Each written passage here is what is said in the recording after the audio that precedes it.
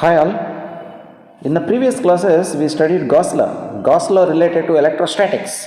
In electrostatics, what is the Gauss law? The total charge enclosed in any closed surface is equal to total flux emitting from that surface. Similarly, in Gauss law, useful to obtain E bar. The Gauss law is useful to obtain E bar in electrostatics.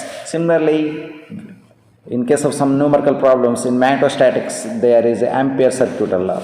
Ampere-Circuital law is used to find magnetic field intensity. Not only Ampere-Circuital law, we are using another law, that is Biot-Savart's law, to find magnetic field intensity. E bar and H bar are calculated. E bar is similar to Gauss law in case of electrostatics. In case of magnetostatics, we have Ampere-Circuital law.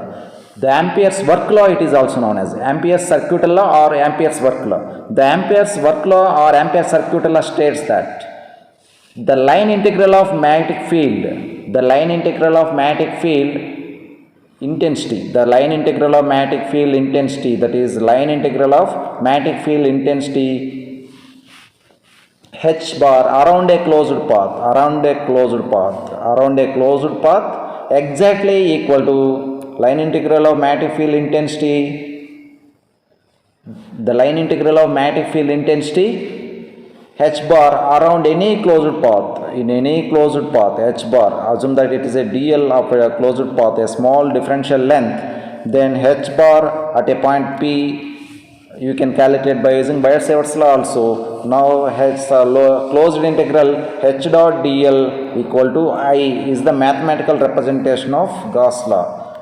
Mathematical representation of Ampere-Circuital law. The line integral of magnetic field intensity H bar around any closed path is exactly equal to the direct current enclosed by that path I, that is Ampere-Circuital law. This law is very useful to find magnetic field intensity, magnetic flux density due to a current I. If the current is symmetrical, the current distribution is uniformly symmetrical, then it is very helpful to determine magnetic field intensity H bar. The line integral of magnetic field intensity H bar around a closed path is exactly equal to direct current enclosed by that path. That is Ampere-Circuital law. It is also called as Ampere's work law. Now we go for Ampere-Circuital law proof.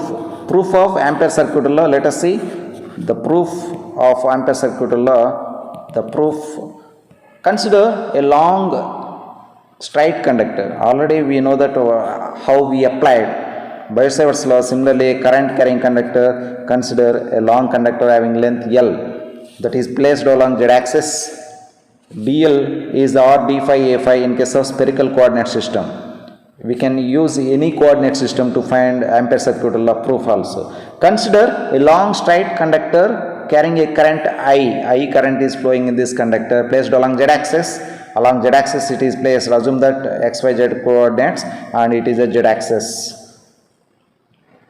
Consider a closed circular path of radius r.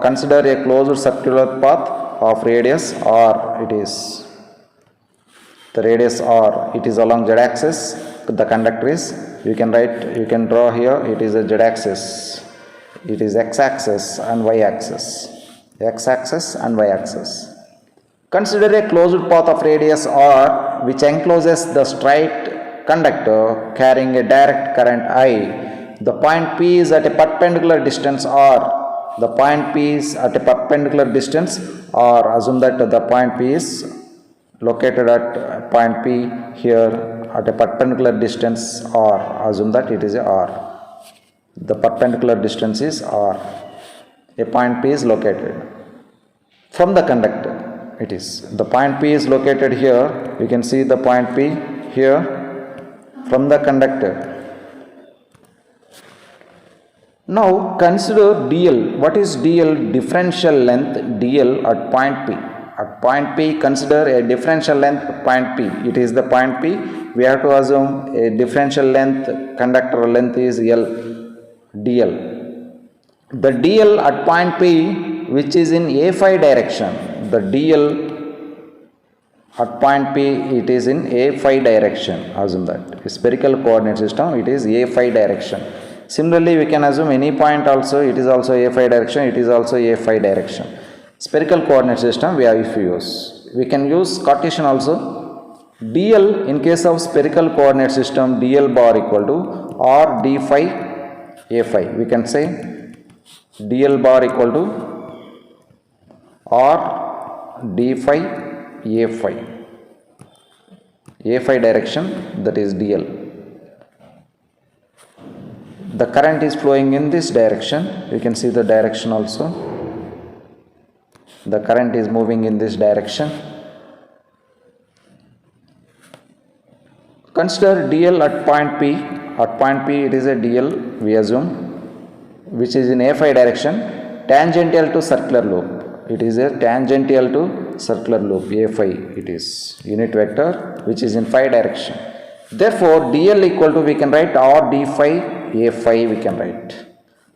While h bar obtained at point P from Biot-Savart's law, we can obtain at point P what is h bar. We can obtain at point B what is h bar. The h bar we can write at point P is due to Biot-Savart's law, due to infinitely long conductor. What is infinite long conductor కు h bar Biot-Savart's law ఏమొచ్చింది, I by 2 pi r a phi అని రాయొచ్చు మనం. అదే spherical coordinate సిస్టంలో అయితే. కార్టీషియన్లో మనకు ఏం రాస్తాం, az అని రాస్తాం. Thus h bar due to Biot-Savart's law at infinitely long conductor is I by 2 pi r. It is 2 pi r. We can write h bar is I by 2 pi r. 2 pi r we can write. 2 pi r a phi. Now h dot dl, how can we write? H dot dl equal to, h bar is this one, I by 2 pi r. H dot dl we can write here, h dot dl, dl simply we are substituting r d phi a phi. First, according to Biot-Savart's law, we given that h bar equal to I by 2 pi r a phi, but h dot dl becomes I by 2 pi r, I by 2 pi r a phi dot r d phi a phi, after substituting that.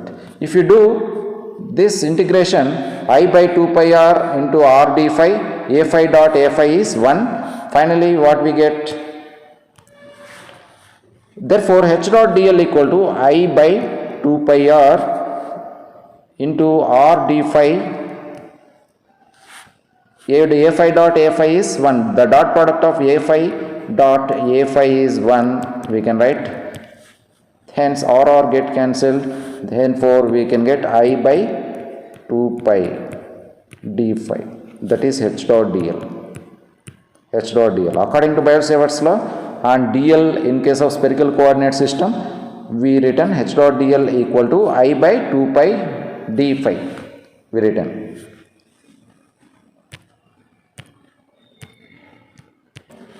Therefore h dot dl equal to I by 2 pi d phi we obtained. Now integrating over the closed path, integrating over the closed path, h dot dl equal to integral phi equal to, what are the limits, already I told you, phi equal to 0 to 2 pi, 0 to 2 pi I by 2 pi, I by 2 phi d phi.